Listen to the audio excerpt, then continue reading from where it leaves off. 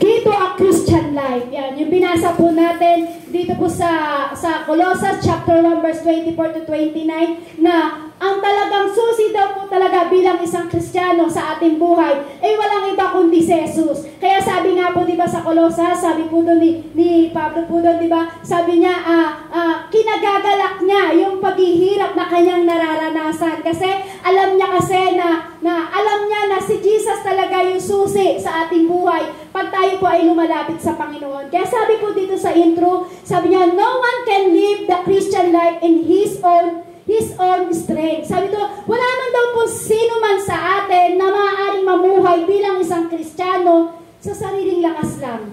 Kung pwede ka bang mamuhay bilang Kristiyano, lakas mo lang yung gagamitin mo, wala yung lakas ni Christ?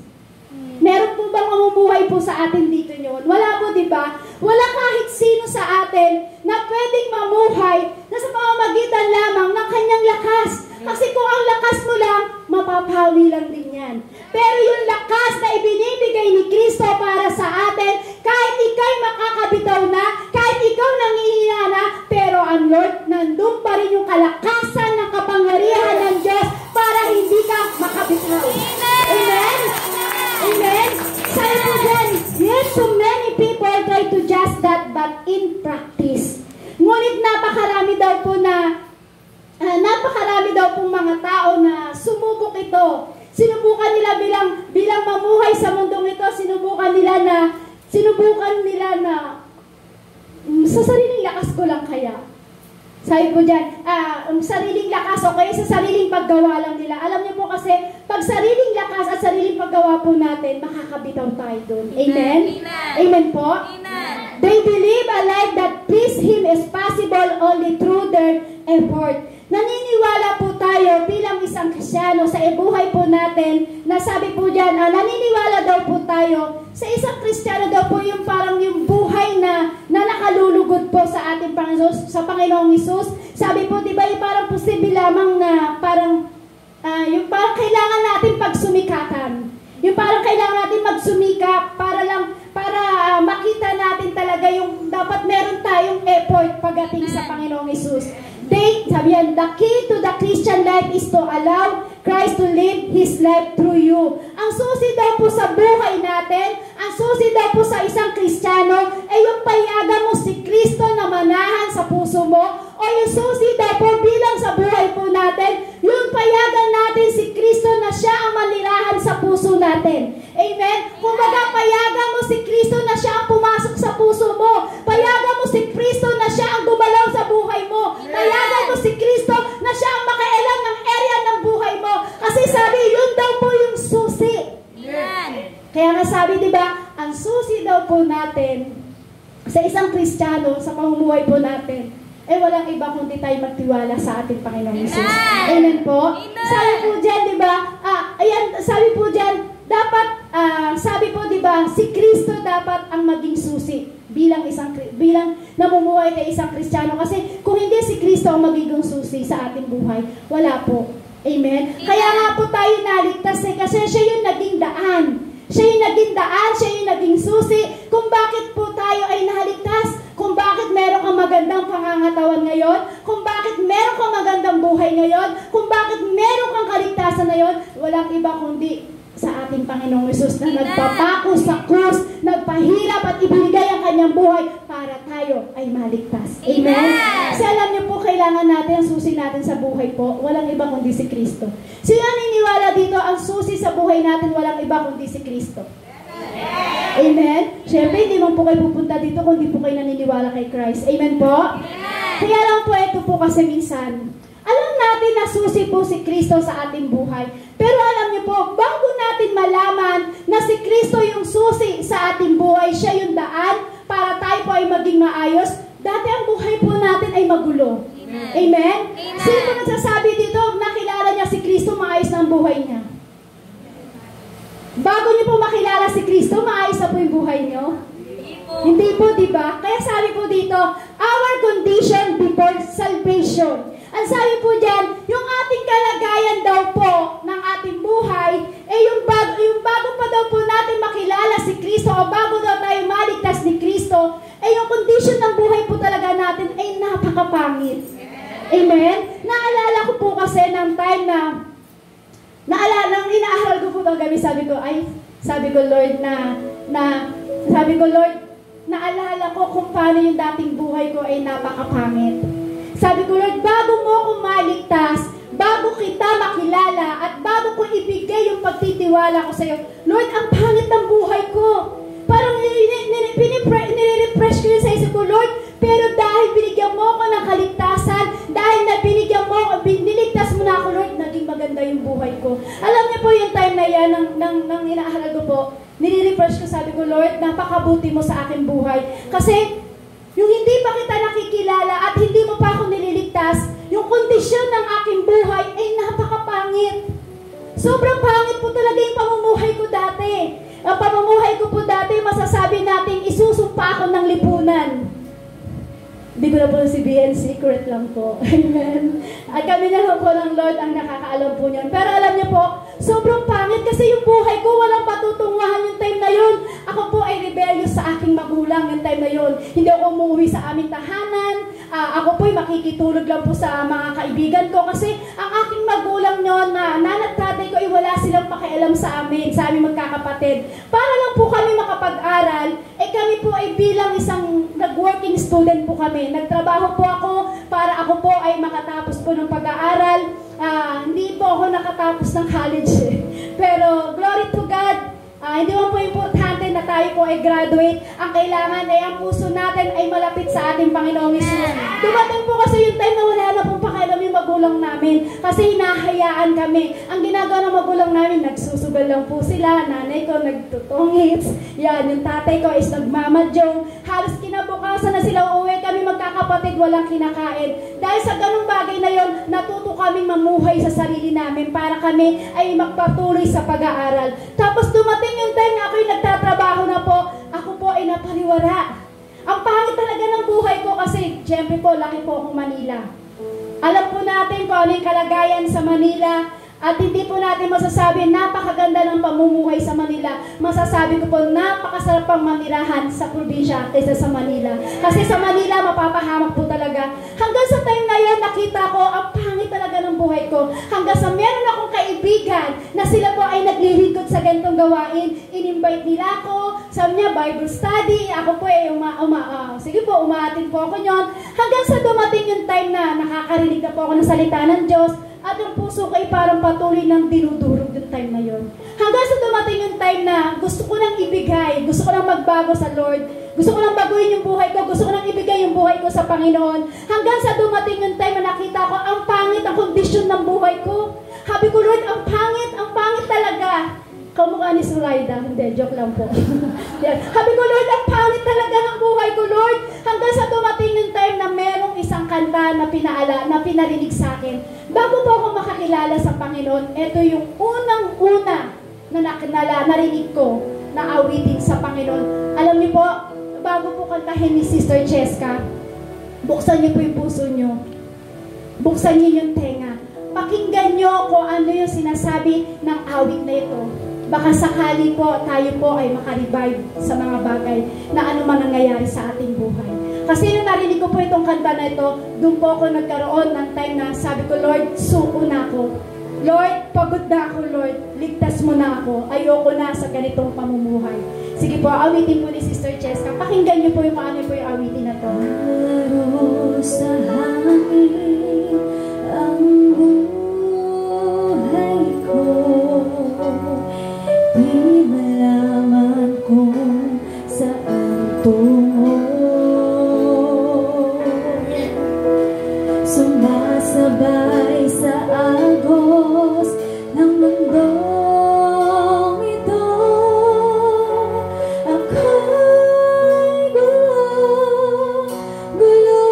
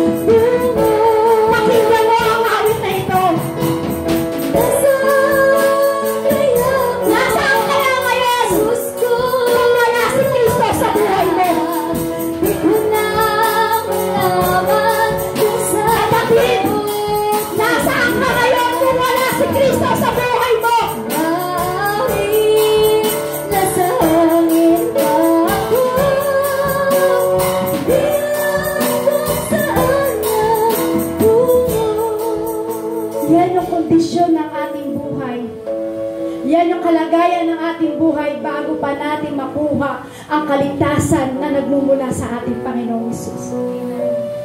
Hindi ko nga alam kung saan ka pupunta. Yung narinig ko po yung kanta na yan, unang-unang atin ko po sa church, unang-unang in-invite ako ng kaibigan ko, nang narinig ko po yung kanta na yan, yan yung unang-unang umiyak ako sa Lord. Sabi ko, Lord, hindi ko na kaya.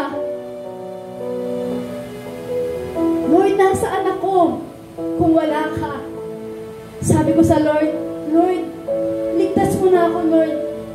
Kailangan ko yung kaligtasan na nagbumula sa iyo. Alam niyo po na tinanggap ko si Kristo kasi choice po natin yun eh. Nasa iyo yung kung tatanggapin mo si Kristo. Kasi yung dating kondisyon ng buhay po natin nang hindi pa tayo nililigtas ni Kristo ay napakagulo. Hindi lang napakagulo. Sabi po sa number 1, our sin separated us from God. Ang ating kasalanan daw po ang nagsiseparate sa harapan ng ating Panginoong Hesus. Nang hindi mo pa nakukuha ang kaligtasan ng Lord, before na makilala mo ang Panginoon, separated tayo sa Lord eh. Hiwalay tayo sa Panginoon. Amen? Hiwalay tayo sa Lord kung bakit tayo ay nakakagawa ng kasalanan. Nang time na ako po, hindi ko po nakikilala pa ang Diyos, punong-puno po ako ng pagkakasala. Punong-puno po ako ng kasalanan. Kung sabihin po natin siguro, yan, secret na lang po. Yan. Kung sabihin po natin talaga na napakagulo. Sobrang gulo, kaya sabi ko, nag-decide ako, Lord, baguhin mo na ako, Lord. Lord, sabi ko, ayoko nang mahiwalay pagdating sa iyo. Kasi nang dati po, nang hindi pa po natin nakukuha ang kaligtasan at hindi pa po tayo nililigtas ng ating Panginoong Hesus, hiwalay po tayo sa Lord. Amen? Bakit po tayo hiwalay sa Lord? Dahil po yun sa pamamagitan ng ating kasalanan. Amen? Sa ano pa daw po, kung bakit, bago daw po natin makilala o makuha ang kaligtasan sa Panginoon, ito daw po yung kalagayan ng ating buhay. The Lord didn't hear our petition. Yung kumbaga, yung buhay po natin na bago po natin na hindi pa po tayo nililigtas ng Lord, alam niyo po ba, kahit anong panalangin natin, hindi tayo dinidinig ng Lord. Bakit po? Separate nga po tayo sa Kanya. Kaya kahit anong panalangin mo, hindi tayo pakikinggan ng ating Panginoong Hesus. Amen? Bakit? Dahil tayo pa ay makasalanan. Amen po? Ano pa daw po? Sabi po sa Isaiah chapter 59 verse 2, ngunit ang sala mo ang nagiging dahilan, kaya hindi marinig ang dalangin mo, at siya ring dahilan paglalayo ninyo. Ano po sabi po dito? Ngunit ang sala mo ang nagiging dahilan. Dahil sa kasalanan natin, dahil sa mga kasalanan ginawa natin, ito yung naging dahilan, kaya hindi naririnig ng Diyos ang bawat pagpanalangin natin sa ating Panginoong Hesus. Amen? Bakit? Separate tayo, hiwalay tayo sa Panginoon, makasalanan tayo, kaya kahit anong gawin natin, hindi tayo pakikinggan ng ating Panginoong Hesus. Yun po ang kalagayan natin dati nang hindi pa po tayo nililigtas ng ating Panginoong Hesus. Number 3, we were dead spiritually and under God's wrath. Tayo po kasi ng araw, tayo po ay patay sa Espiritu. Amen? Nang hindi mo pa nakukuha ang kaligtasan ng Panginoon, hindi ka pa nililigtas ng ating Panginoong Hesus, patay tayo sa Espiritu. Bakit? Dahil po yan, napapailalim po tayo sa galit ng ating Diyos. Kasi dati po tayong kaaway ng Diyos. Naniniwala po ba kayo? Dati tayong kaaway ng Diyos. Dati tayong patay sa Espiritu. Bakit? Nasa ilalim tayo ng galit o puot ng Diyos. Kung bakit dati na hindi pa dumarating si Kristo para magligtas sa atin, yan ang kalagayan ng dati ng buhay mo. Amen? Amen? Sabi po sa Efeso chapter 2 verse 1 to 3, noong unay naging patay kayo dahil sa inyong pagsuway at mga kasalanan. Sinunod ninyo noon ang masasamang takbo ng sanlibutan ito at napailalim kayo sa prinsipe ng kasamaan, ang espiritong naghahari sa mga taong suwain. Sabi po dyan, tayo po ng una ay naging patay. Amen? Tayo po ay naging patay dahil sa pagsuway po natin sa ating Panginoong Hesus. Wala po yung Espiritu ng Diyos sa atin. Amen? Yung time na hindi pa tayo nililigtas ng Diyos, patay tayo sa harapan ng Diyos. Kasi bakit? Ang sinusunod lang po natin yung mga masasamang gawa natin sa mundo. Kaya nga po, diba, sabi ko nga po, nang hindi ko pa nakukuha ang kaligtasan ng Lord, hindi pa ako nililigtas ng Lord, at ako po ay patay sa Espiritu at hiwalay sa ating Panginoong Hesus, ang buhay ko po ay napakagulo talaga. Patay po talaga ako pagdating sa Espiritu at higit sa lahat, ang sinusunod ko lamang ang makamundong laman. Amen? Kaya dapat po, sabi po dyan, dati tayo bilang sa mga ito, mamuhay ayon sa pita ng laman at sinusunod ang masamang hilig ng katawan at pag-iisip. Kaya sa ating likas na kalagayan, kabilang tayo mga taong kinapupuotan ng Diyos. Bakit po? Kasi dati po, tayo po ay namuhay sa ayon sa pita ng ating laman. Amen? Amen. Namuhay tayo sa pita ng ating laman. Namuhay po tayo na sinusunod natin yung masamang hilig ng ating katawan at sinusunod natin yung masamang pag-iisip, yung hilig ng ating katawan at yung hilig ng masamang pag-iisip. Kaya alam niyo po, ang naging kalagayan po natin sa harapan ng ating Panginoong Hesus, naging kabilang tayo sa napupuutan ng Diyos. Dati kaaway tayo ng Diyos. Amen? Dati kaaway tayo ng Diyos. Kasi nang time na hindi pa tayo nililigtas ng Diyos, ang kondisyon natin sa harapan ng Diyos, ang kalagayan natin sa harapan ng Diyos, tayo po ay kaaway ng Diyos. Bakit? Tayo po dati ay makasalanan. Sino po umaamin po dito na siya'y makasalanan? Lahat po tayo, amen? Kasi kung hindi tayo makasalanan, para saan pa kung bakit tayo niligtas ng Diyos? Kung hindi tayo makasalanan, para saan pa? Para bumaba si Kristo, para iligtas niya ang mga anak niyang makasalanan. Amen? Lahat po tayo dito ay makasalanan. Tanong nga po ni Pastor Pudong kanina sa mga tarim, sino magsasabi dito na siya'y mabait? Kasi yun po yung tinatanong ni Pastor Don. Sabi, ikaw, mabait ka ba? Hindi kami maka-oo eh. Ngayon, nagtatanong din po ako dito, sino magsasabi na siya'y mabait? Simula pagkabata hanggang sa inabot niya edad na yan, sino magsasabi dito mabait? Wala po, di ba? Kasi dati nga po tayong kaaway ng ating Diyos. Amen? Kasi dati hindi pa natin kilala si Kristo. Kaya dati, ang buhay natin ay napakapangit, napakagulo ang kalagayan ng ating Espiritu sa ating Panginoong Hesus. Tayo ay kaaway at kinapupuutan ng Diyos. Hi sister, ganun pala yun. Kinapupuutan pala tayo ng Diyos. Yes. Kabilang tayo sa kinapuputan ng Diyos. Bakit? Wala pa dati sa atin yung Espiritu ng Diyos. Pero ngayon, na nakilala mo si Kristo at niligtas ka na ng Diyos, hindi ka na kinapuputan ng Diyos. Amen. Itinuring ka ng anak ng Diyos. Amen? Hindi ka na nabibilang sa kinapuputan ng Diyos. Anak ka na ng Diyos. Anak ka na ng Diyos. Anak ka na ng Diyos. Amen? Sino po dito gusto mabilang sa kinapuputan ng Diyos? Wala po, di ba? Sabi nila, talagang todo hindi sila, wala po. Amen. Amen po? Yan. Yan daw po yung kalagayan natin ng time na hindi pa po natin nakukuha ang kaligtasan ng ating Panginoong Hesus. Ngayon, sabi po dyan, what transpired at salvation? Ano daw po ba ang magaganap sa ating kaligtasan? Kasi yung una ng time po, diba, na hindi pa po natin nakikilala ang Diyos, talagang napakagulo. Ang pangit ang buhay natin, higit sa lahat napakapangit, binilang ka ng Diyos sa kinapupuotan niya. Napakapangit, diba? Parang, Lord, ang sakit naman yan, Lord. Parang gano'n po, amen? Nasaktan po ba kayo? Kasi parang ang sakit, sabihan ka, kaaway kita dati. Kinapupuotan kita. Pero tingnan mo, kahit nabilang tayo sa kinapupuotan ng Diyos, binigay pa rin niya sa atin ang salvation.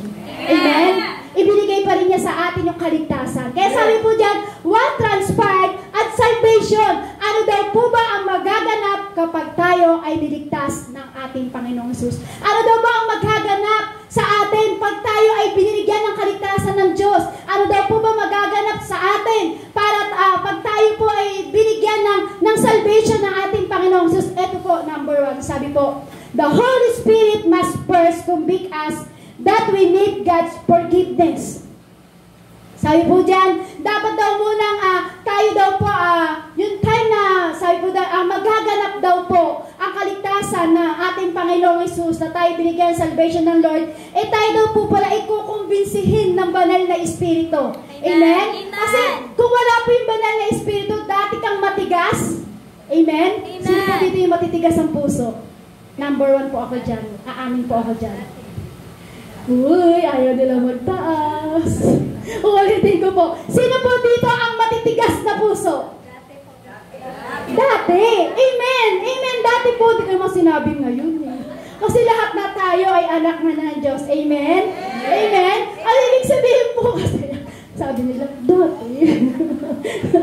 Ibig ko pong sabihin, syempre po, bago daw ang magaganap daw po, pag tayo ay niligtas ng Diyos, syempre po, tayo po ay kukumbinsihin ng banal na Espiritu. Amen? Na kailangan natin humingi ng kapatawaran sa ating Panginoong Jesus. Kasi yung time na hindi mo pa nakikilala ang Diyos, yung time na hindi pa po natin nakikilala, di ba hindi man tayo humihingi ng tawad? Hindi natin tinatawag nga ang Diyos. Kilala natin siya, si Jesus. Amen? Ako nga po, natatandaan ko, kilala ko lang si Jesus, Diyos, pero hindi ako tumatawag sa Lord. Yan, hindi ko nga po alam kung paano humawak ng Biblia. Dati po ba, alam niyo po ba humawak ng Biblia? Hindi rin po, di ba? Display sa altar. Naaalikabukan. Pag kinuha mo, ang kapal ng alikabok. Amen? Yan. Sabi po dyan, ang magaganap daw po sa atin, pag tayo po ay binigyan ng salvation ng ating Panginoong Jesus, walang iba kundi kukumbinsihin ka muna ng banal na Espiritu para humingi ng kapatawaran sa harapan ng Diyos. Amen? Kasi kailangan kumbinsihin ka, kasi kung hindi ka kukumbinsihin ng banal na Espiritu, hihingi ka ba ng tawad sa harapan ng Diyos? Hindi po, di ba? Magiging matigas lang tayo. Kaya tayo nagiging malambot sa harapan ng Diyos. Alam niyo ba kung bakit? Merong Holy Spirit na nagkukumbik sa'yo at nag-i-insist sa'yo na magsasabi at magtuturo sa'yo at mag-guide sa'yo na magsasabi, humingi ka ng tawad sa ating Panginoong Jesus. Amen? Amen? Kasi sabi po dyan, all person needs God's forgiveness. Lahat po tayo kailangan natin humingi ng forgiveness sa harapan ng ating Diyos. Amen? Kailangan po yun. Kaya nga po, di ba, bago po tayo mag-share po o mag-aral po ng salita ng Diyos, di ba, wini-welcome natin ang todo ang banal na Espiritu. Kasi kung hindi po natin i-invite at i-welcome ang banal na Espiritu sa kalagayan natin ngayon at sa lugar na ito, hindi natin masasabi na makukumbiki. Kasi ang nagbibigay ng conviction lamang, walang iba kundi ang banal na Espiritu. Kaya importante, bago po tayo na mag-aral ng salita ng Diyos, i-welcome mo muna yung banal na Espiritu sa buhay mo. I-welcome mo muna ang Espiritu sa puso mo. Kasi bakit? Yan ang magkukumbik sa'yo. Kung merong mang katigasan ng puso, magugulat ka, malambot na yan. Amen! Amen? Dating akong matigas. Pusong bato. Yan. Dating pusong bato. Pero pag tinawag mo na ang Holy Spirit, andyan ang conviction na ibinibigay ng banal na Espiritu. Pag sinabi mo, Holy Spirit, I need you. Holy Spirit, kailangan ka namin. Darating ang conviction sa'yo. Kasi bakit? Kailangan natin lahat humingi ng tawad sa Diyos. Amen? Sabi sa John chapter 16, verse 7 to 8, subalit dapat ninyong malaman ang katotohanan. Ang pag-alis ko'y sa ikabubuti ninyo, sapagat hindi paparito sa inyo ang tagapagtanggol kung hindi ako aalis, ngunit kung wala na ako, isusugo ko siya sa inyo. Alam niyo po, yung sinasabi po dito, dapat po natin malaman ang katotohanan. Yung time na si Kristo po, na umalis po, bumalik na po siya sa langit, sa ikabubuti po natin yun. Bakit po? Kasi, alam niyo po, kasi nang time po si Kristo na parito po siya para hindi maglingkod, para hindi siya maglingkod. Para tayo ay paglingkuran. Amen? Yung time na si Yesu Kristo po ay umalis po din sa, sinasabi po kasi na si Kristo ay, yung sinasabing, ganito na po, yung sinasabing si Kristo ay namatay at muling nabuhay. Yung time po kasi na namatay si Kristo, tayo po talaga ay magiging patay din. Amen? Pero nang muling ikatlong araw na buhay si Kristo, ibig sabihin po yung makakabuti po sa atin yung bakit? Kasi naparito na ang ating tagapagtanggol. Ibig sabihin, nang namatay si Kristo, pagdating sa ikatlong araw, siya ay muling nabuhay. Ibig sabihin po niyan, napapabuti po sa atin yon. Kasi bakit? Nabuhay si Kristo, siya ay naparito para iligtas ka. Para ipagtanggol ka. Amen?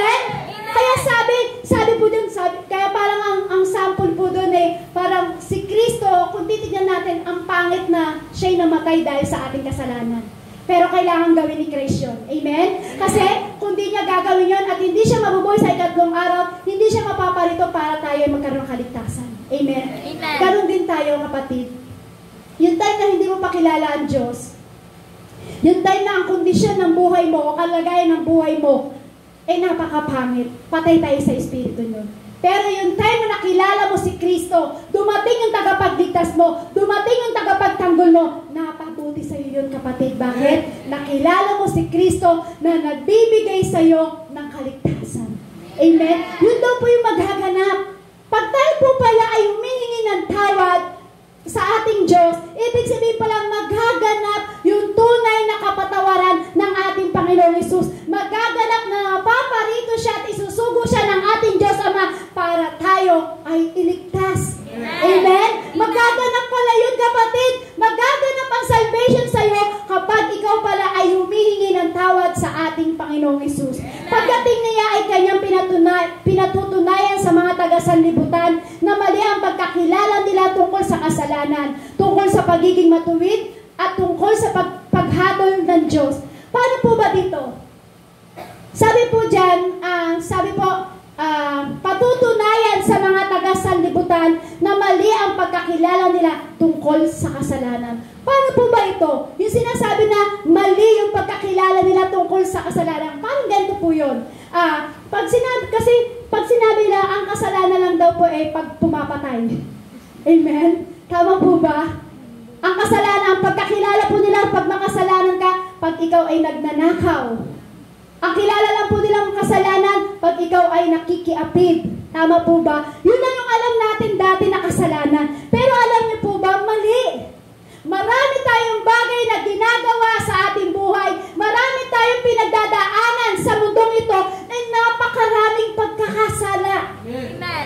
Na akala ng iba, kaya sabi po dyan, sabi po diba, pagdating niya ay kanyang patutunayan sa mga taga-sanlibutan na mali ang pagkakilala nila tungkol sa kasalanan. Kasi ang pagkakilala lang po natin pagkakasala, pag nangalunya ka, pag nagnakaw ka, kapag pumatay ka. Pero alam niyo po ba, yung magalit ka lang sa kapwa mo, kasalanan na yun. Yung pag-isipan mo lang hindi maganda ang kapwa mo, kasalanan na yun. Amen. Yung pagsalitaan mo lang ng hindi magandang salita ang kapwa mo, kasalanan na yun. Amen. Amen? Amen. Kasi tayo ang alam lang nating kasalanan pag tayo ay nagnanakaw, pag tayo ay pumapatay. Pero maraming bagay tayo na ginagawa na kasalanan na dinadali po sa atin. Amen? Amen. Sa yung tungkol sa pagiging matuwid naman daw po. Yung tungkol sa pagiging matuwid naman daw po, gusto patunayan ng Diyos, paano po ba yung magiging matuwid kapag sinabi na ikaw ay hindi nagmumura? Kapag ikaw ay hindi nagnanakaw? Kapag ikaw ay hindi, kapag sinabi na matuwid lang daw po, kapag ikaw ay hindi nakikiapid, hindi nagnanakaw, hindi nagmumura, o marami pang ibang bagay na mga binahalimbawa po natin. Kasi alam niyo po, akala natin yun ang matuwid, ay ako, hindi ako masakit magsalita, ay ako malambot yung puso ko, ay ako matuwid ako, hindi ako nangingialam ng buhay ng may buhay. Ay ako matuwid ako, hindi ako naninira ng kapwa ko. Akala natin yun lang po yung pagiging matuwid. Pero alam niyo po, hindi po. Alam niyo po, ang pagiging sa isang matuwid sa harapan po ng ating Panginoong Hesus, yung i-aminin mo yung kasalanan mo sa Kanya. Amen. Yung aminin mo na ikaw nagkasala sa Kanya. Amen? Yung aminin mo kay Jesucristo, Lord, ako'y isang makasalanan. Lord, ako'y isang makasalanan na nagmumula sa mundong ito na humihingi ng tawad sa iyo. Amen? Amen po? Kasi alam niyo po, tayo po'y hahatulan ng Diyos anuman sa bagay na ginagawa mo. Amen? Amen. Kaya alam niyo po, ganun po pala, ang magaganap po pala sa atin, kapag tayo po pala ay nakuha natin yung kaligtasan, bibigyan ka ng number 1 na conviction ng banal na Espiritu. Lahat po ba tayo ay may conviction? Amen. Hawakan nga po natin yung ating puso. At sabihin mo, Panginoong Hesus, sa oras na ito, idaloy mo sa aking puso ang conviction na nagmumula sa iyo. Panghawakan niyo po yan. Kasi napakahalaga na merong conviction sa puso. Amen? Kasi pag wala kang conviction, ibig sabihin yan, hindi magaganap sa'yo yung kaligtasan. Kung wala kang conviction, wala sa'yo ang Holy Spirit. Amen? Yan daw po pala ang magaganap kapag tayo po ay nakakuha ng kaligtasan sa Panginoon. Number 2, we confess or agree with the Lord that we have disobeyed Him. Sabi po dito, ang sabi po dyan, di ba sabi po sa number 1, tayo ay bibigyan ng conviction ng Holy Spirit para mapapag nakuha na natin yung salvation. Ngayon naman po sabi ng Lord, we confess or agree with the Lord that we have disobeyed Him. Kumbaga sabi po dito, aminin natin. Kumbaga aminin natin yung masasama. Aminin po natin sa harapan ng Diyos na tayo po talaga at sinuway po natin siya dati. Amen? Amen. Aminin natin na talagang, Lord, dati ako nag-disobey sa'yo. Lord, dati ako, Lord, na sinuway kita, Lord. Kasi naalala ko po dati, Christian na po ako niya. Christian na ako ngayon niya. Nang tayo nakilala ko po ang Lord, sabi po sa akin ng Lord, sabi sa akin ng Diyos, anak, hindi magandang may galit sa puso. Anak, hindi maganda na laging madumi ang laman ng puso mo. Alam niyo po, na-disobey ko yung Lord. Kasi hindi ko po nasunod. Hindi ko nasunod ang Lord, nagkaroon po ko ng hindi magandang laman sa aking puso. Pero alam niyo po, para makuha daw po natin yung salvation, para maganap daw po sa atin yung salvation, aminin natin na minsan sinuway mo ang Diyos.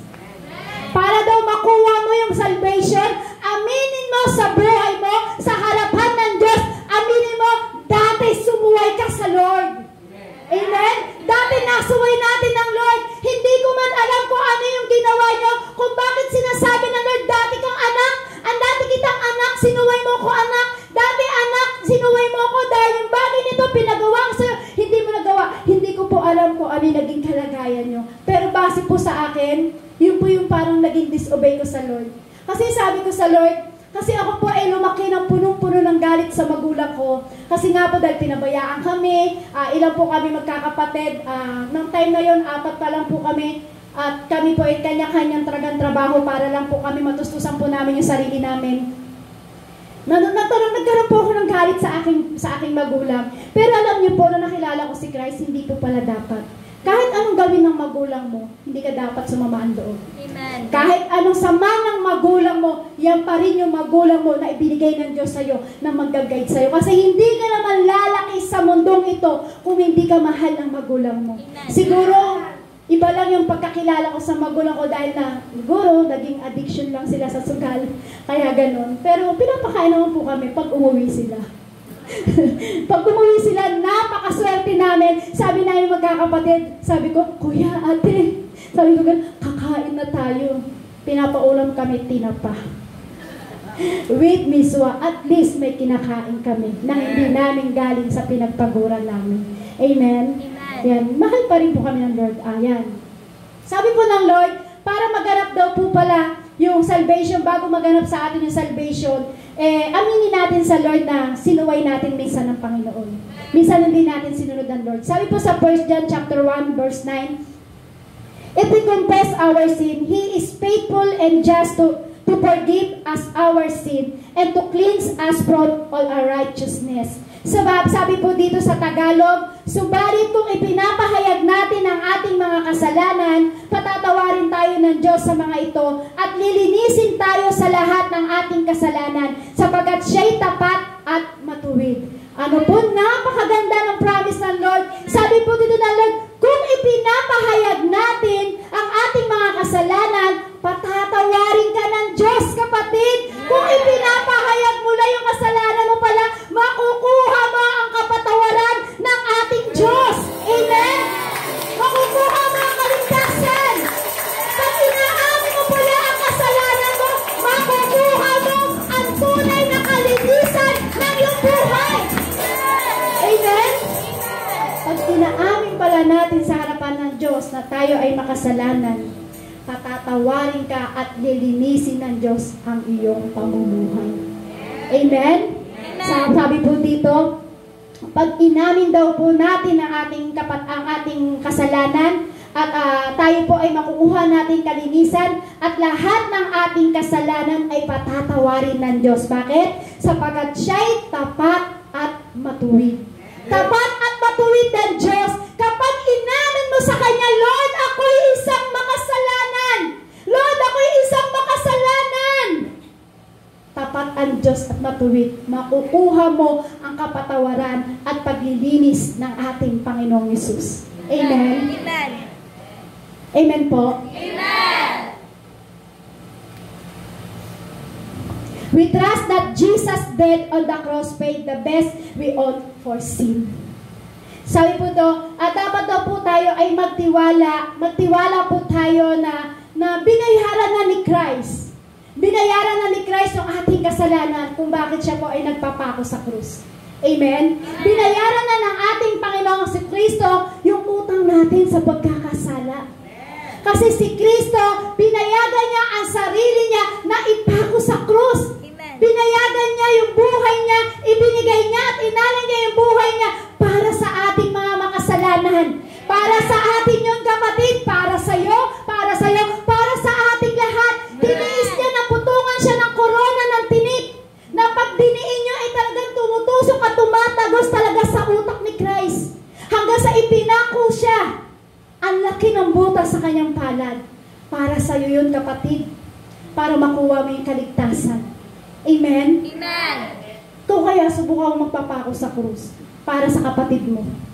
Kung kaya subukan mo magpapako sa krus para mahal mo sa buhay, magagawa mo kaya yun? Hindi po, di ba?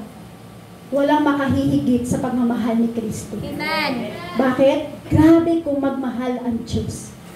Ang tindi kung magmahal ng Diyos. Tiniis niya lahat ng hirap para yung pagkakautang mo sa kasalanan. Ang Diyos ang nagbayad. Amen. Amen? Sabi nga po sa Roma chapter 10 verse 9, kung ipahahayag ng iyong labi na si Jesus ay Panginoon at buong puso kang sasampalataya na siya'y muling binuhay ng Diyos, maliligtas ka.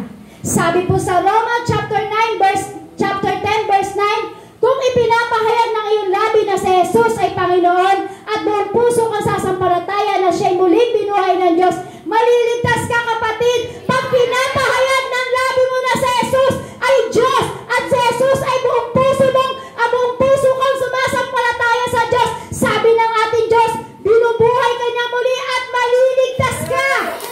Amen? Kung ipinapahayag ng labi mo na si Jesus ay Diyos at muling binuhay, maliligtas ka. Pinapahayag po ba ng ating labi na si Kristo ang Diyos? Sabi dyan, kung ipinapahayag ng iyong labi na si Jesus ay Panginoon at buong puso kang sumasampalataya, siya'y muling binuhay ng Diyos, maliligtas ka. Amen. Sino naniniwala na si Jesus ay muling nabuhay para tayo ay ligtas? Amen. Lahat po tayo, amen? Kaya nga po tayo nandito eh. Obvious naman po, di ba? Amen? Amen? Kasi sabi po, kasi dati nga po tayong kaaway ng Diyos. Para maganap daw po pala yung salvation, bago daw po pala makuha natin yung salvation, yan daw po pala yung maghaganap muna. Kailangan ipahayag mo muna ng labi mo na si Jesus ay Panginoon at buong puso kang sumasampalataya na siya'y muling binuhay ng Diyos. Sa bakit? Kasi pag naniwala ka na siya'y muling binuhay ng Diyos, maliligtas ka! Maliligtas ka! Maliligtas ka, kapatid! Yan daw po pala ang makukuha muna natin pag naganap ang salvation. Number 4. Repentance is another vital part of salvation. Ang ating daw pong repentance is another vital part of salvation. Ang ating daw pong pagsisisi ay kailangan mahalaga po ito. Kasi bakit po? Bahagi po ito ng kaligtasan. Yung ating pagsisisi, yung talagang tunay na repentance, tunay o truly talaga na ikaw ay talagang nagsisisi, bahagi daw po pala ito ng kaligtasan. Amen? Kasi kung hindi po tayo totoong mag-repent sa Lord, hindi po tayo magiging kabahagi ng kaligtasan ng Diyos. Paano po ba natin masasabi na totoo tayo talagang totoo tayo na nagre-repent sa Lord? Kasi alam niyo po, sabi ko nga po, ang labi at ang puso minsan madaya. Pwede kong sabihin na, ay Lord, nagsisisi na po ako sa aking kasalanan. Lord, humihingi na po ako ng tawad, pero wag ka. Pag wala na sa church at pag wala ng salita ng Diyos sa Kanya, bumabalik ulit ang kasalanan na ginagawa natin sa ating buhay. Amen. Sabi ng Lord, repentance is another vital part of salvation. Ang tunay na pagsisisi ay mahalaga. Ang tunay na pagsisisi, bahagi ng kaligtasan ng bawat isa sa atin. Amen? Kaya kung hindi tayo totoo nag-repent sa Lord, wala tayong tunay na kaligtasan. Amen? Kaya kapatid, sabi ng Lord, repentance is another vital part of salvation. Yung totoong humihingi ng pagsisisi sa harapan ng Diyos. Amen? Amen. Kasi sabi po, ang pagtalikod sa kasalanan ng ating buhay, dapat ay may ginagawa na tayo sa Diyos. Pag ikaw po ay nagrepent ka na nagrepent sa Panginoon, syempre may ginagawa na tayo. Amen. Amen? Amen. May ginagawa ka na kasi bakit? Tumalikod ka na sa kasalanan eh. Yung dating ikaw ay makasalanan, tinalikuran mo na yun. Ngayon sa pagtalikod mo sa kasalanan, ano na ang ginagawa mo? Nagpapahayag ka na ng salita ng Diyos. Kumbaga, pinakikilala mo na si Kristo sa kaibigan mo, sa magulang mo, sa kapatid mo, at ginagawa mo na talaga, nagpupuri ka na sa Panginoon. Amen. Amen? Yung totoo daw po palang nagsisisi sa lahat ng kasalanan, tinatalikuran na natin lahat ng ating kasalanan. Alam niyo po, sa hindi po pagmamalaki, sa hindi po pagmamayabang, dati po kasi napakapangit talaga ng buhay ko. Sobrang makasalanan ng aking buhay. Totoo po akong nagsisi sa Lord. Sabi ko, Lord, ayoko na Lord, pagod na ako Lord sa ganitong pamumuhay. Sabihin po natin naakit, sabihin po natin parang naingganyo lang po ako ng kaibigan ko. Pero alam niyo po, wala po talaga sa loob ko po yun. Pero dumating ang time talagang pinagsisihan ko po.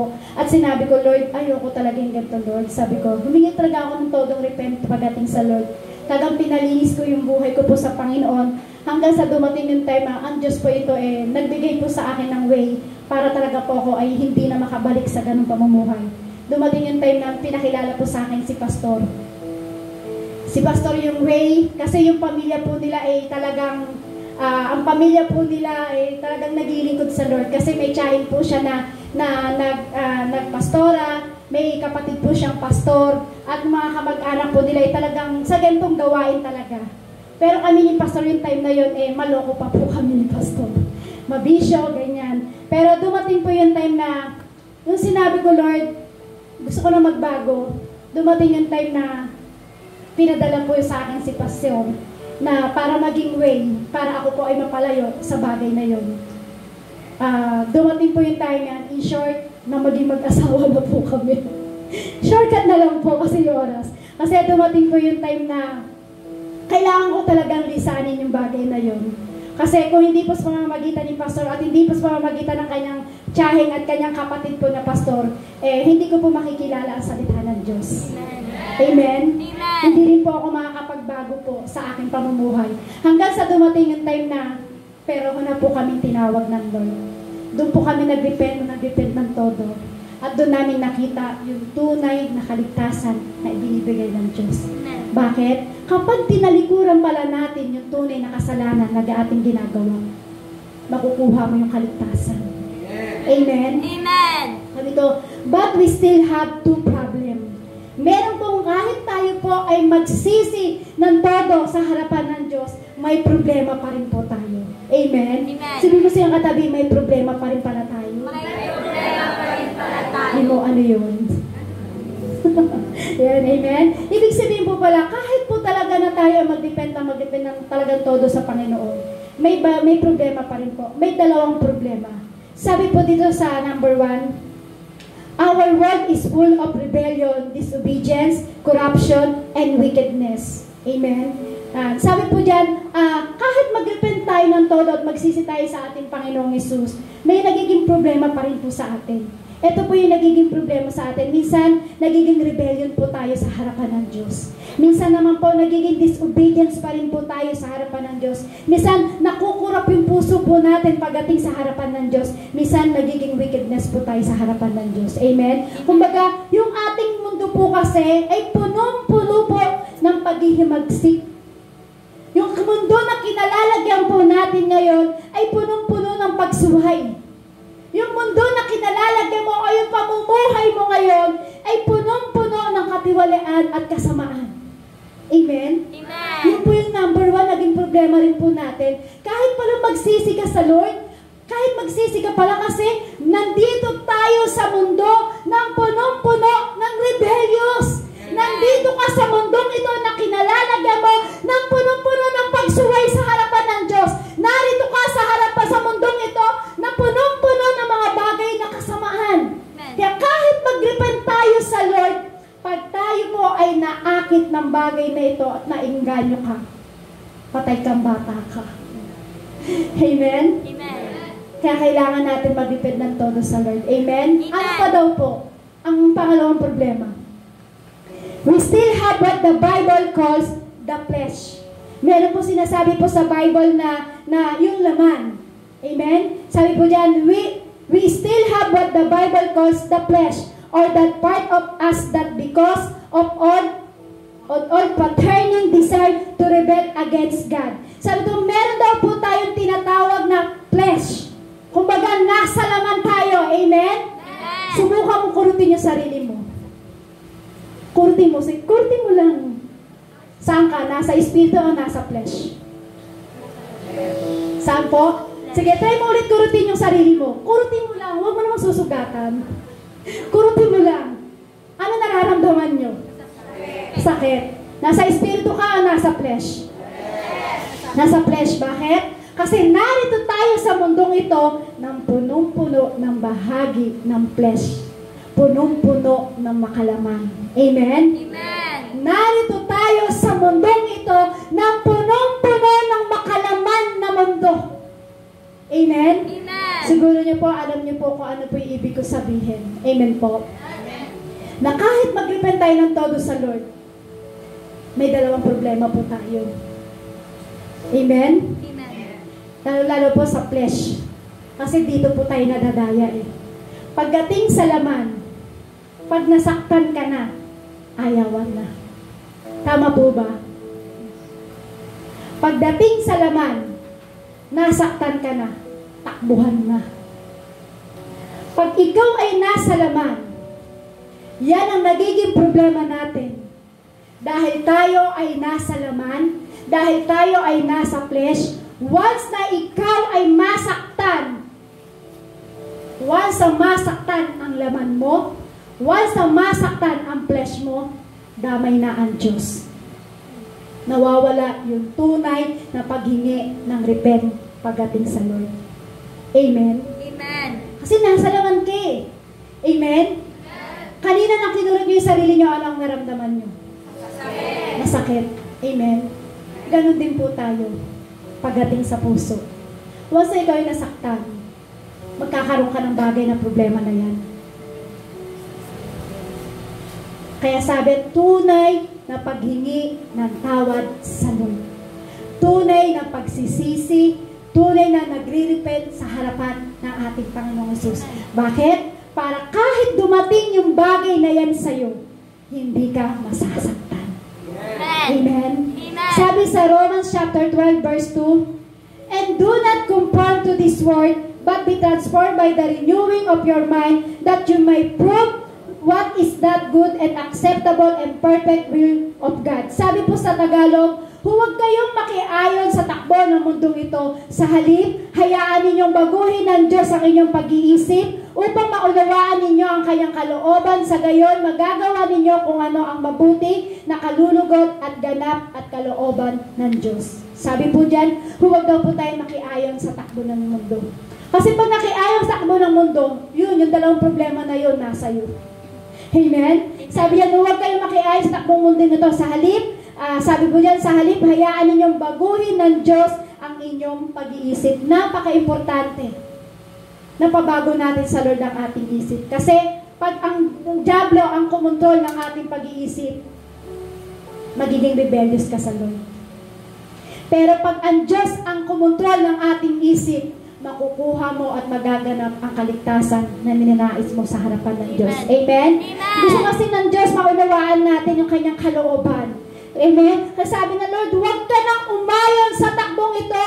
Pag ikaw ay nagrepent na totoo sa Lord, nagsisi ka ng todo sa harapan ng ating Panginoong Isus, huwag ka nang makiayon sa takbo ng mundong ito, kapatid. Kasi pag nakiayon ka sa takbo ng mundong ito, laglag ka.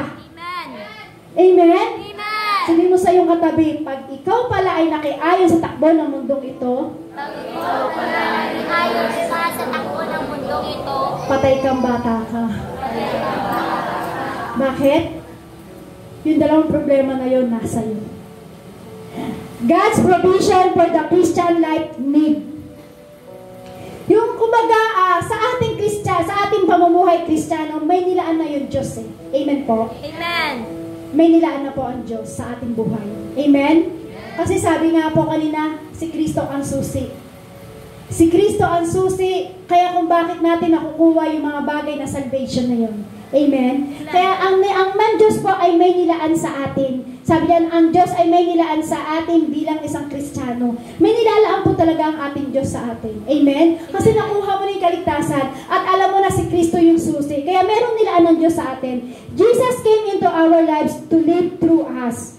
Sabi po dyan, si Jesus daw po ay dumating sa ating buhay na upang tayo ay si Jesus daw po ay dumating sa ating buhay upang mamuhay sa pamamagitan po natin. Paano po ba yun?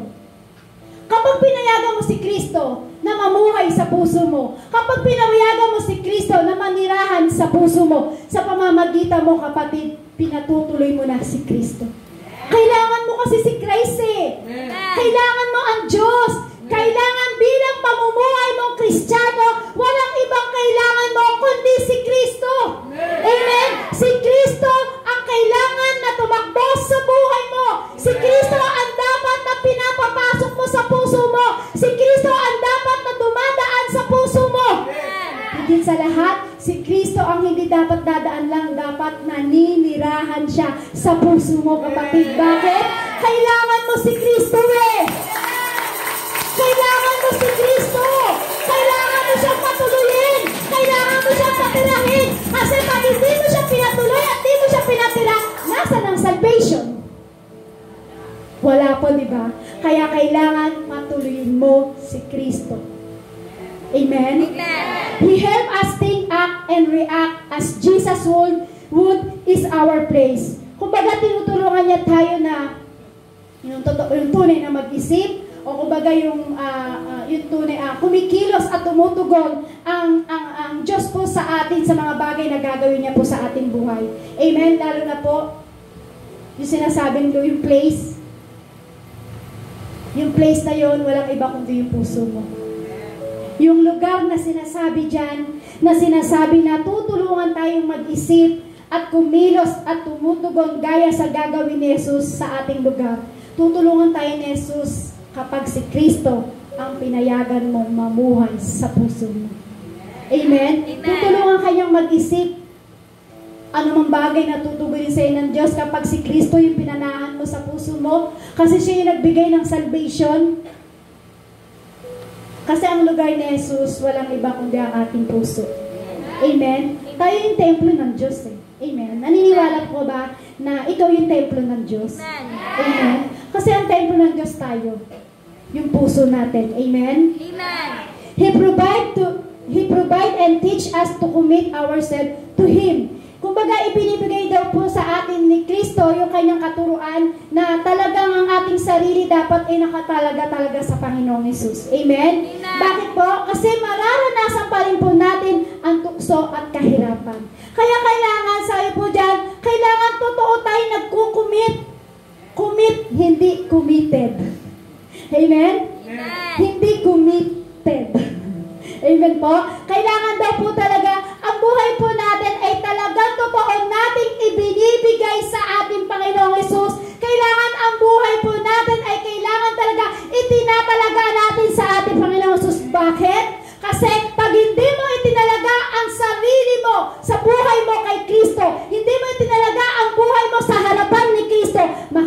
makakaranas ka pa rin ng tukso at kahirapan sa mundong ito. Amen? Amen. Kaya kailangan italaga mo na yung sarili mo sa puso mo si Kristo. Amen? Amen. Sabihin mo nga sa iyong puso. Sige, hawakan mo ulit yung puso mo. Di ba, Jesus? Jesus, Itinatalaga ko tinatalaga ko ang aking buhay ang aking buhay para sa iyo. para sa iyo. In Jesus' name. In Jesus' name. Amen. Sige, tara na po. Uwian na po. Yan. Amen. Kasi dapat totoo po talaga itinatalaga natin yung buhay natin sa Diyos. Kasi pag hindi mo itinalaga ang buhay mo sa Diyos, kasi makakaranas pa rin tayo ng mga bagay na kahirapan at tukso sa mundong ito. Bakit? Kasi narito ka sa mundong ito eh. Narito ka sa mundong makalaman. Narito ka sa mundong itong makasalanan. Kaya kung hindi mo itatalaga ang buhay mo kay Kristo, mahihirapan ka lang, kapatid. Kapag hindi mo totoong kinumit sa Lord ang buhay mo, matutukso ka ng mundong ito. Sabi ng Lord, commit, commit, commit. Amen. Italaga mo na tuloy yung buhay mo. Amen? Kasi meron sa atin, committed. Committed. Kaya kailangan, totoo po talaga, na itinatalaga natin yung buhay natin sa Panginoong Jesus. Amen? Amen. Kasi bakit? Siya yung susi. Siya yung susi para ikaw ay magkaroon ng salvation. Amen. Kung para makuha mo yung tunay na salvation, italaga mo yung buhay mo kay Kristo. Amen? Allowing Christ to live through you. Sabi mo daw, yung parang pinahihintulutan mo si Kristo na mabuhay sa buhay mo. Yung pinahihintulutan mo si Kristo na mabuhay sa buhay mo. Parang ganito. Pinahihintulutan mo si Kristo na mabuhay sa puso mo. Pinahihintulutan mo si Kristo na mag-ugat sa puso mo. Kasi dati wala tayong pag-ibig. Dati wala tayong kaligtasan. Kaya kung bakit ang puso natin ay hindi nakatalaga kay Kristo, pero dahil itinalaga mo ang puso mo kay Kristo, itinalaga mo ang buhay mo kay Kristo, alam niyo ba, kapatid? Pinahintulutan mo na si Christ sa buhay mo. Amen? Amen. Pero minsan, ganito po nangyayari. Pero po minsan, sinusubukan po natin na mamuhay bilang isang Kristiyano na hindi pinapapasok si Jesus. Kasi minsan, nabubuhay tayo na bilang isang Kristiyano pero hindi naman po talaga totoong pinapapasok si Jesus sa puso. O hindi natin talaga totoong pinapapasok sa buhay po natin si Kristo. At hindi ito magtatagumpay, kapatid. Amen? Dahil hindi mo pinahintulutan na mabuhay si Kristo sa buhay mo, hindi po tayo magtatagumpay. Kailangan para makuha mo ang tunay na salvation, dapat makita mo na dapat tayo po talaga ay si Kristo pinapapasok natin sa ating puso. Amen. Amen? Kailangan po yun. Kasi pag itinalaga mo at pinapasok mo sa puso mo si Kristo, may tagumpay ka, kapatid. Pero pag hindi mo pinapasok si Kristo, hindi mo itinalaga ang buhay mo kay Kristo, hindi ka magtatagumpay sa buhay, kapatid. Amen. Ang tunay na tagumpay natin, pag tayo po ay binigyan ng salvation ng ating Panginoong Jesus. Bakit? Siya yung susi. Kung hindi ba nagpapako si Kristo, maliligtas tayo. Ibig sabihin, siya yung susi. Siya yung daan kung bakit tayo nagkaroon ng tunay na kaligtasan sa buhay po natin. Amen? Amen. Amen? Sabi po dito, para makuha mo daw po ang tunay na kaligtasan, para magtagumpay ka sa buhay, pag pinapasok mo si Kristo sa puso mo, para daw po pala tayo magkaroon ng tagumpay, pinahintulutan natin si Kristo na mabuhay sa buhay po natin, dapat ganito daw po gawin natin. Admit your failure. I-admit mo sa Lord. Aminin mo sa Panginoong Jesus na minsan nabigo ka na. Kasi minsan binibigyan tayo ng Panginoon ng kabiguan kasi nang gusto ng Lord, ikaw ay manahan sa kanyang kapangyarihan. Minsan bibigyan ka ng Lord, hindi laging tagumpay. Kasi pag lagi kang tagumpay, hindi mo maitatalaga ang buhay mo sa Lord. Pero pag ikaw inamin mo, inadmit mo sa Lord, Lord, marami ang kabiguan. Di mo ba alam, kapatid, pagtatagumpayin ka ng Panginoon? Ang gusto ng Lord, natututo tayong lumapit at natututo tayong aminin natin sa Kanya ang kabiguan natin. Kasi sa kabiguan ng ating buhay, pag binigay mo kay Kristo yan, siya naman po ang magtatagumpay sa buhay. Amen. Nabigo ka man sa mundong ito, nabigo ka man sa kalagayan ng buhay mo, nabigo ka man sa pag-ibig, nabigo ka man sa anumang bagay na pangarap mo sa buhay, pero pag ibinigay mo yan at sinabi mo, Lord, pinahihintulutan kitang pumasok sa buhay ko, Lord, inaamin ko at ibinibigay ko sa iyo ang kabiguan ko. Hindi mo ba alam yung kabiguan mo, kapalit niyan tagumpay pagdating sa ating Panginoong Jesus? May tagumpay pagdating kay Kristo! May kaligtasan pagdating kay Kristo! Amen? Ano pa po? Confess your iniquity, sabi po dito. Kailangan aminin daw po natin yung misan, may pagkukulang din po tayo sa Lord. Hindi tayo perfect. Amen? Amen. Kailangan daw po pala, para tayo po ay magtagumpay. Sabi po dyan, kailangan aminin natin na marami tayong pagkukulang sa harapan ng Diyos. Amen? Amen. Acknowledge that Christ is sufficient.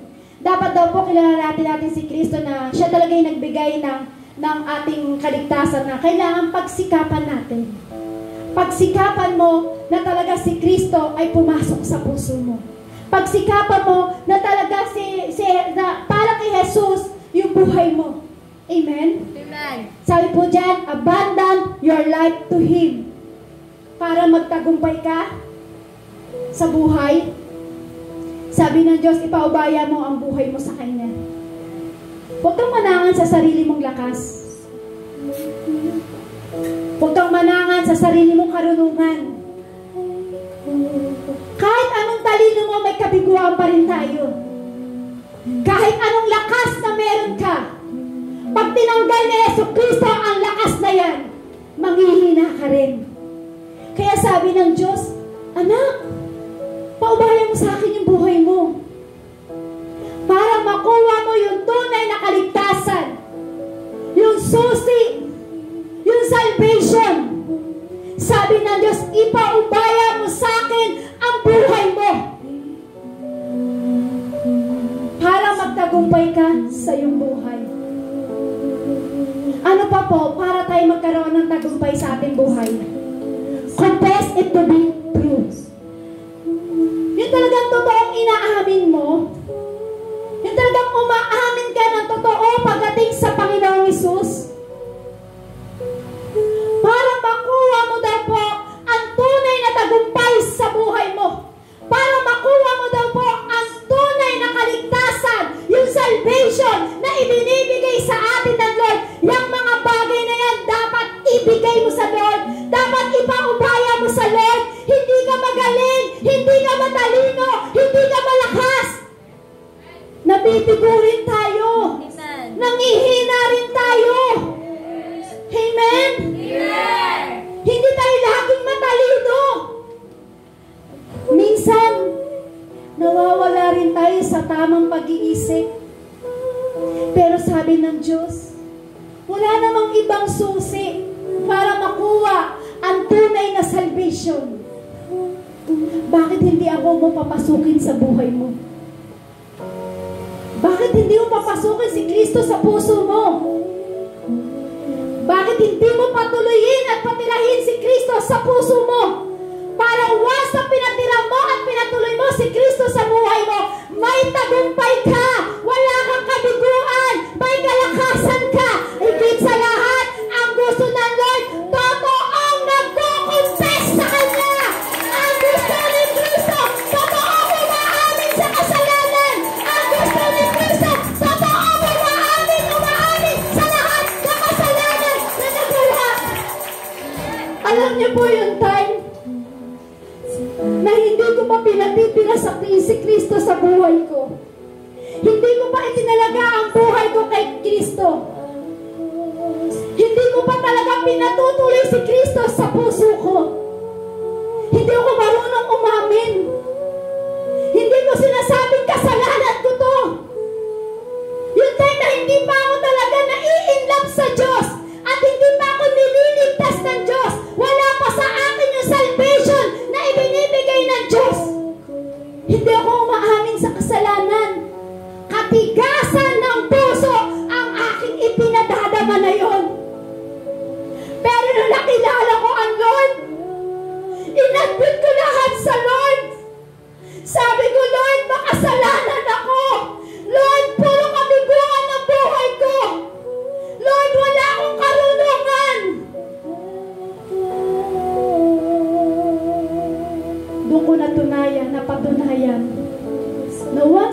Kristo pala, inamin mo sa harapan ng ating Diyos ang lahat ng pagkakasala at inamin mo.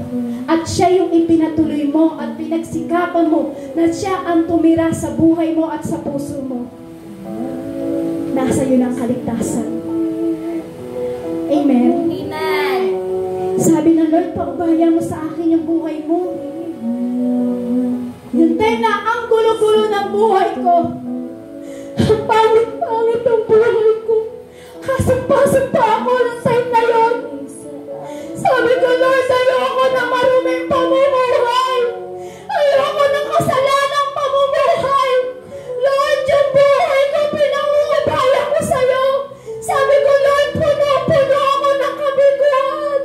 Puno-puno ako ng kasamaan. Puno-puno ako ng kasalanan.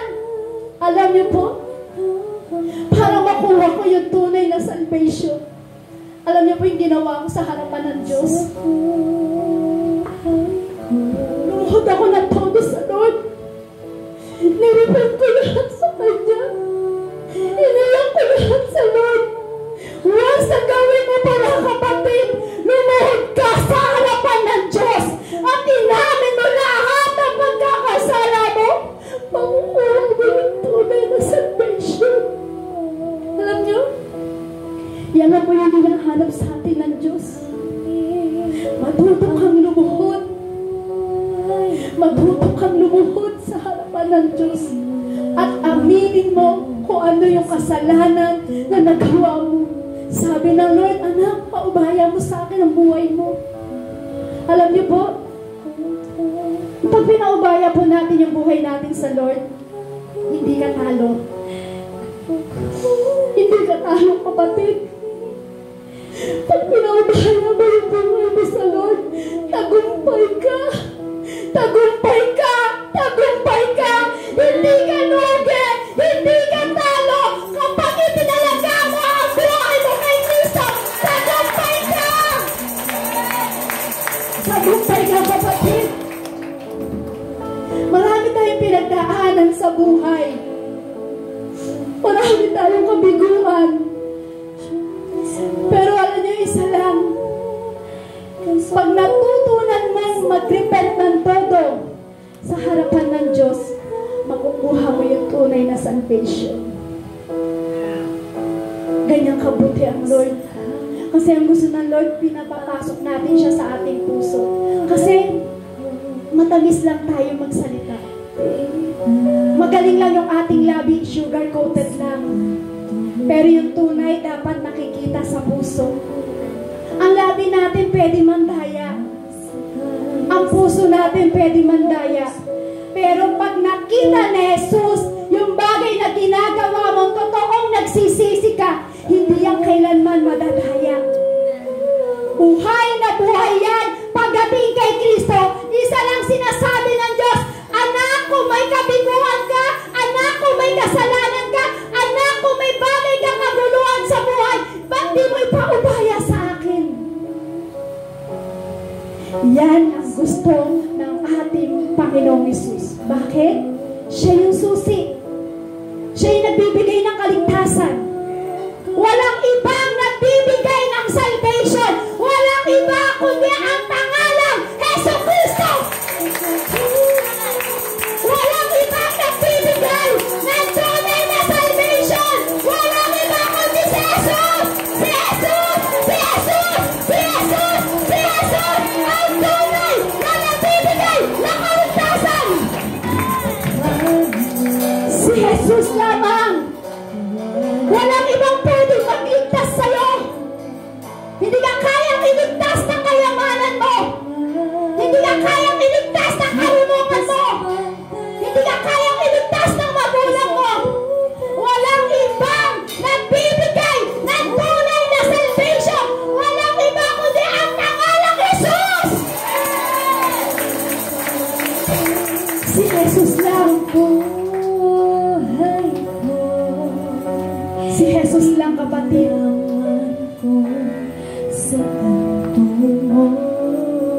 Si Jesus lang yung tunay na nagbibigay ng salvation sa ating buhay. kaligtasan hindi kayang bilhin ng pera. Ang kaligtasan hindi mo yan kayang ibigay sa buhay ng kapatid mo. Ang makapagbibigay lamang ng kaligtasan, walang iba kundi ang ating Panginoong Hesukristo. Ang salvation, wala kang mabibili sa palengke niyan. Ang salvation, hindi mo makikita sa mahal mo sa buhay yan. Makikita mo ang tunay na salvation, walang iba kundi sa ating Panginoong Hesukristo. Kaya sabi ng Diyos, anak, ipabayan mo sa akin yung buhay mo. Kaya sa oras na ito, sino ba yung maraming kabiguan? Sa oras na ito, sino yung maraming kaguluhan sa buhay? Sa oras na ito, sino ang may gustong italaga ang buhay niya sa tunay na nagbibigay ng kaligtasan? Kung nais mo na ikaw ay bigyan ng tunay ng salvation ng ating Panginoong Hesus, bakit di mo aminin ang lahat ng kasalanan mo sa harapan ng Diyos? Kung gusto mo manahan sa iyo ang tunay na salvation na ibinibigay ng Diyos, inaanyayaan ka ng Diyos sa harapan na ito. Kung gusto mo makuha ang tunay na salvation, ba't di ka pumunta sa harapan na ito? Inaanyayaan ka ni Jesus sa harapan. Sabi niya, anak, ipaubayan mo sa akin lahat. Ipaubayan mo sa akin ang buhay mo. Makukuha mo ang tunay na salvation. Marami tayong kabiguan.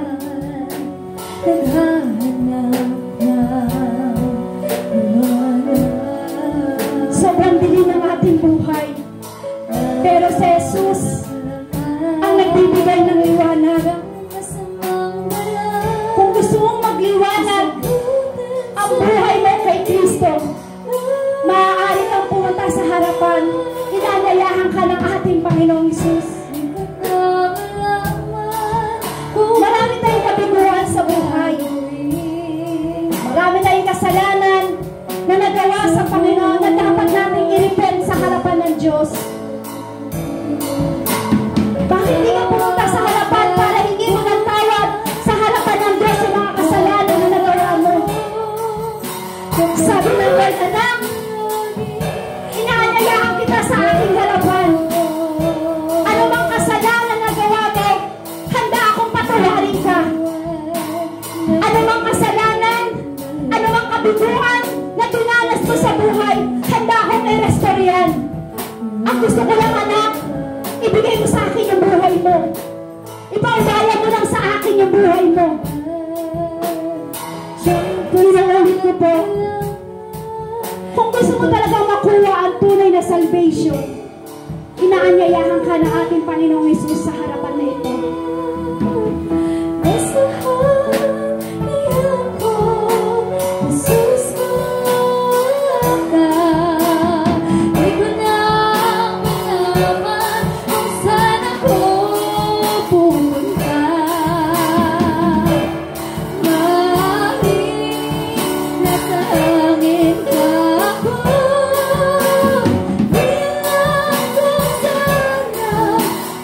Oh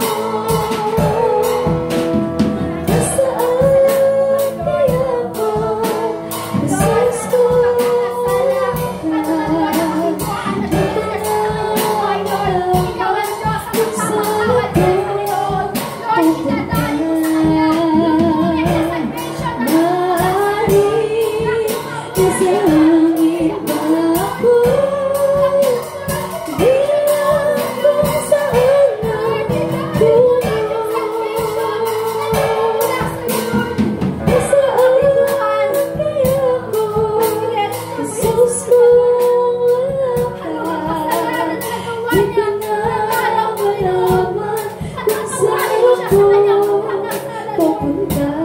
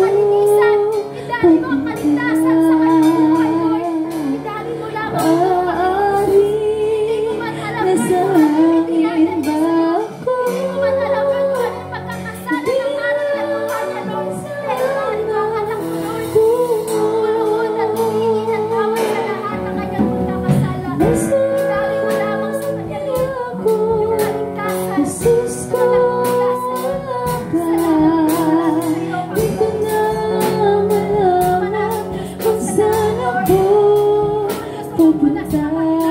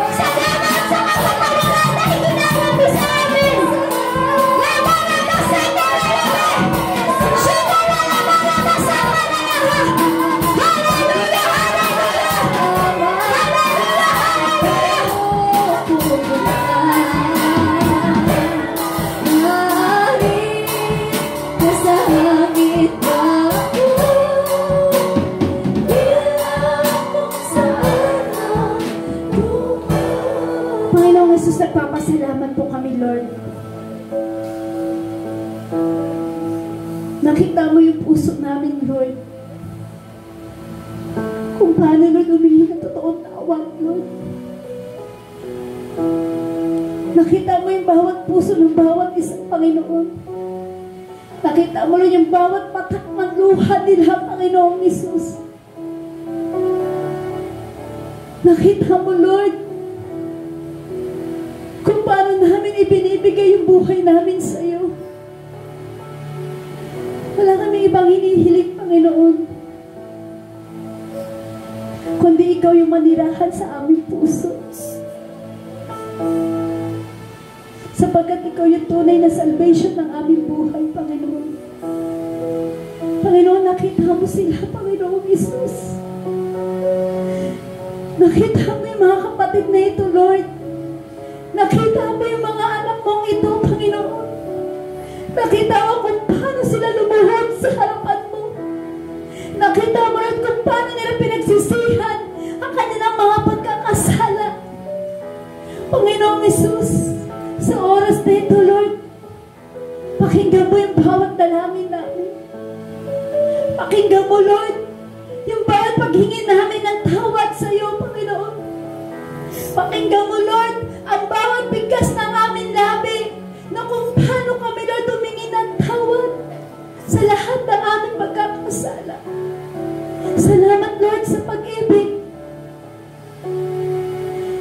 Salamat,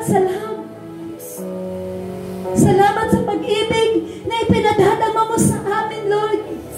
Kundi dahil sa pag-ibig mo, Lord, di ba kami maliligtas eh.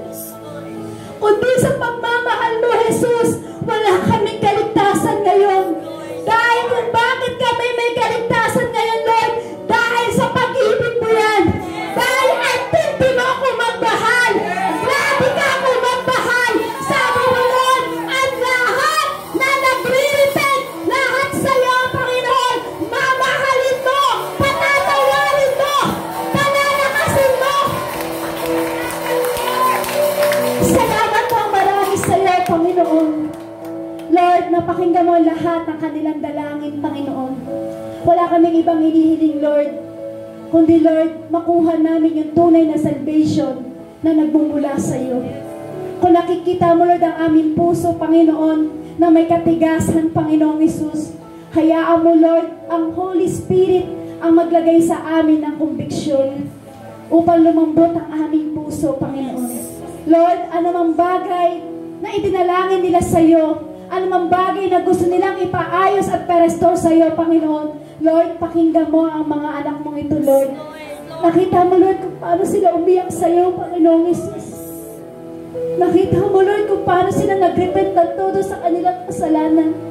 Sabi mo, Lord, ang sino mang tumawag sa iyong pangalan, masusumpungan ka namin. Sabi mo, Lord, ang sino mang tumawag at manampalataya sa iyong pangalan, kailanman hindi kami mabibigo. Sabi mo, Jesus, ang sino mang manatiling tapat hanggang wakas ay siyang maliligtas. Lord, nananatili kaming tapat sa iyo. Mananatili kaming i-repent namin lahat ng pagkakasala namin sa iyo para makuha namin ang yung tunay na kaligtasan na ibinibigay mo sa mga anak mo na totoong humihingi ng tawad, Lord. Lord, hinihingi namin ng forgiveness. Forgiveness ang idali mo sa amin, Panginoong Jesus. Sa pangalan mo, Lord God. Lord, dahil sa forgiveness na yan, Lord, lahat kami, Lord, patatawarin mo, Panginoong Jesus. Salamat, Panginoong Jesus, sapagat, Lord, ikaw ang Diyos na hindi mo tinignan anumang pagkukulang namin, anumang kasalanan namin. Bagkus, Lord, tinignan mo yung puso namin, Lord, na natutong humingi ng tawad at natutong tawagin ka at patuloyin ka sa aming puso.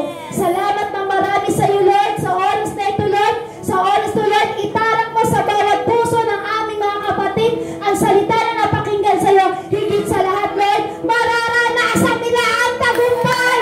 Mararanasan nila ang salvation. Mararanasan nila ang tunay na magkagalangan pag sa iyong sumamba, Panginoong Jesus. Lord, ipadamang ulit sa kanila, Panginoon, higit sa lahat, Lord, mararanasan nila, Lord, yung grabing pag-ibig, grabing pag